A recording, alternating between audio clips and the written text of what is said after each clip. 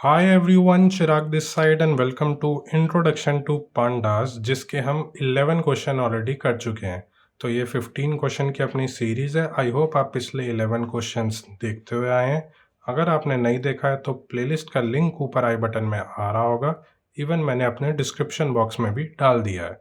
तो आज हम करेंगे अपना क्वेश्चन नंबर 12, जो कि होगा टेबल रीशेपिंग टॉपिक का। इससे पहले हमने डेटा क्लीनिंग करा है, डेटा सेलेक्टिंग करा है, डेटा इंस्पेक्शन और पांडास के कुछ डेटा स्ट्रक्चर्स देखे हैं। तो हम करने जा रहे हैं अपना अगला question. So let's get started.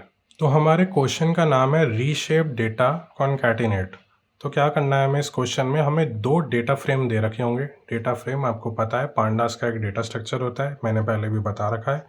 तो हमें डेटा फ्रेम दो दे रखे होंगे, DF1 और DF2।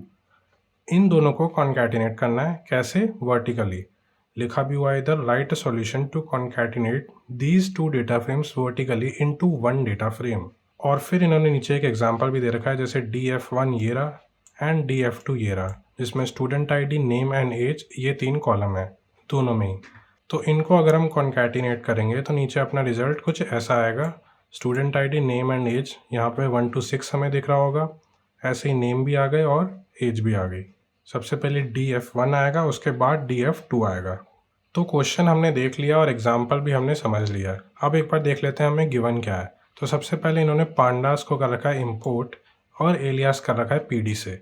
उसके बाद एक फंक्शन डेफ करके लिखा है, डिफाइन कॉन्कैटिनेट टेबल्स, जिसके अंदर दो पैरामीटर पास किए हैं। वो अपने दो डेटा फ्रेम है, DF1 और DF2। उसके बाद जो हम रिटर्न करेंगे उसका भी डेटा टाइप यहाँ पे मेंशन कर रखा है, PD.DataFrame। तो फाइन। अब जैसे पांडास में और भी बहुत सारे फंक्शंस होते हैं अपने, ऐसे ही एक कॉन्कैटिनेशन का भी फंक्शन होता है। तो सिंपल सा अपना फंक्शन है, सीधा हम लिखेंगे रिटर्न PD.concat। हाँ, अपने फंक्शन का नाम है concat। और इसके अंदर हम सबसे पहले पास करेंगे अपना DF1, फिर पास करेंगे DF2। ठीक है, हमें DF1 के बाद DF2 लिखना है, तभी जो अपना आउटपुट है उसमें भी पहले DF1 आएगा फिर DF2 आएगा। उसके बाद चाहो तो आप एक पैरामीटर भी दे सकते हो, जो कि है एक्सेस, जो कि लेट से 0 है। तो एक बार इस कोड को रन करके देख लेते हैं। और ये जो अपना कोड है रन हो गया सक्सेसफुली। अब ये तो था वर्टिकल जॉइन। अब हमें अगर हॉरिजॉन्टल जॉइन करना हो तो हम क्या करेंगे? तो कुछ नहीं, ये जो हमने पैरामीटर दिया था एक्सेस, इसको बेसिकली हम कर देंगे 1।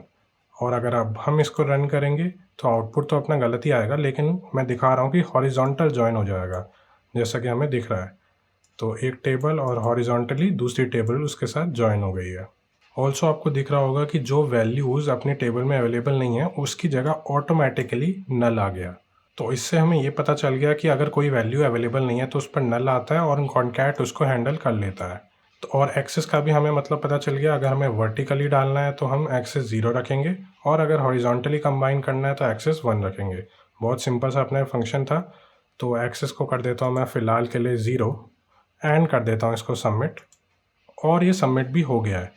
ऑल्सो अगर आपको एक्सेस नहीं लिखना है तो भी ये कोड चल जाएगा। बाय डिफ़ॉल्ट एक्सेस की वैल्यू 0 होती है, लेकिन मुझे आपको बताना था कि एक्सेस भी होता है, इसलिए मैंने आपको इधर करके दिखाया कोड में। इन केस अगर आपको कोई क्वेश्चन में हॉरिजॉन्टल दिखता है तो आप वो भी कर पाओगे ईजिली।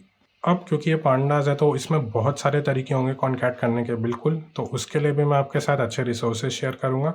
तो सबसे पहले मैं आपके साथ शेयर करूँगा पांडास का ऑफिशियल डॉक्यूमेंटेशन। तो इस पर हमें बहुत सारे मेथड्स दिख जाएंगे कॉन्कैटिनेट करने के, जो कि है अपना मर्ज, जॉइन, कंबाइन फर्स्ट, है ना, सीरीज डॉट कंपेयर, मतलब बहुत सारी ऐसी चीज़ें हैं जिससे हम कॉन्कैटिनेट कर सकते हैं। इसको हम सीरीज़ पर भी यूज़ कर सकते हैं और डेटा फ्रेम पर भी। आई होप आपको सीरीज़ पता होगी क्या होते हैं। पांडास में अपने मेनली दो ही डेटा स्ट्रक्चर होते हैं, एक होती है सीरीज़ और दूसरा होता है डेटा फ्रेम। ये हम पिछली वीडियोज़ में बहुत बार डिस्कस करते हुए आए हैं। तो कॉन्कैट के बारे में इन्होंने सब कुछ बता रखा है इसके अंदर, और क्या क्या हम कर सकते हैं, किस तरह से कर सकते हैं। तो आप इसको पढ़ सकते हैं। ऑल्सो अगर आपको इसकी लैंग्वेज थोड़ी सी मुश्किल लग रही है और नहीं समझ में आ रहे हैं इसके एग्जाम्पल्स, तो एक और रिसोर्स मैं आपके साथ शेयर करूँगा, जो कि है GFG। उस पर एक आर्टिकल है, हाउ टू कॉन्कैटिनेट 2 और मोर पांडास डेटा फ्रेम। तो इसके अंदर ये मेन मेथड्स इन्होंने बता रखे हैं, जैसे कि मर्ज, री इंडेक्स, जॉइन, अपेंड, कॉन्कैट। तो ये बहुत सारे अच्छे मेथड्स होते हैं। जैसे इसमें से एक इम्पॉर्टेंट है री इंडेक्स। ये क्या करता है, अगर हमें इंडेक्स अलाइनमेंट भी चाहिए तो मैं इसको दिखा ही देता हूँ एक बार, कि जो अपना री इंडेक्स मेथड है, जैसे अगर अपने जो डेटा फ्रेम है वो कुछ ऐसे हैं, लेट्स से ऐसे, तो ये तो जैसे लाइन से हैं 0 1 2 3 0 1 2 3, तो जब हम इनको वर्टिकली कंबाइन करेंगे तो 0 1 2 3 फिर उसके बाद 0 1 2 3 ऐसा आएगा टेबल में। लेकिन अगर हम री इंडेक्स यूज़ करते हैं, जैसे कि मैंने बताया 0 1 2 3 एंड 0 1 2 3 आएगा नॉर्मली अगर हम इसको कॉन्कैटिनेट करते हैं। लेकिन अगर हम इसमें री इंडेक्सिंग यूज़ करते हैं तो अपना जो आउटपुट है उसमें इंडेसेस भी अपने सही हो जाएंगे, जैसे 0 से 7 तक ऐसे अपने इंडेसेस आ जाएंगे। तो इस तरह की बहुत सारी चीज़ें हैं पांडास में, आप इसको एक्सप्लोर कर सकते हैं। इसका भी लिंक मैं आपको डिस्क्रिप्शन बॉक्स में दे दूंगा एंड मैं रेकमेंड करूंगा कि आप ये सारे मेथड्स को एक बार खुद ट्राई करके देखें ताकि आपकी नॉलेज और बढ़े। तो अभी के लिए अपना क्वेश्चन इतना ही था। आई होप आपको समझ में आया होगा। इनकेस अगर आपको कोई भी डाउट होता है तो आप कमेंट सेक्शन में पूछ सकते हैं एंड अगर वीडियो अच्छी लगी हो तो लाइक ज़रूर करना। अब हम मिलते हैं अपनी अगली वीडियो में एक नए सवाल के साथ। तब तक के लिए गुड बाय।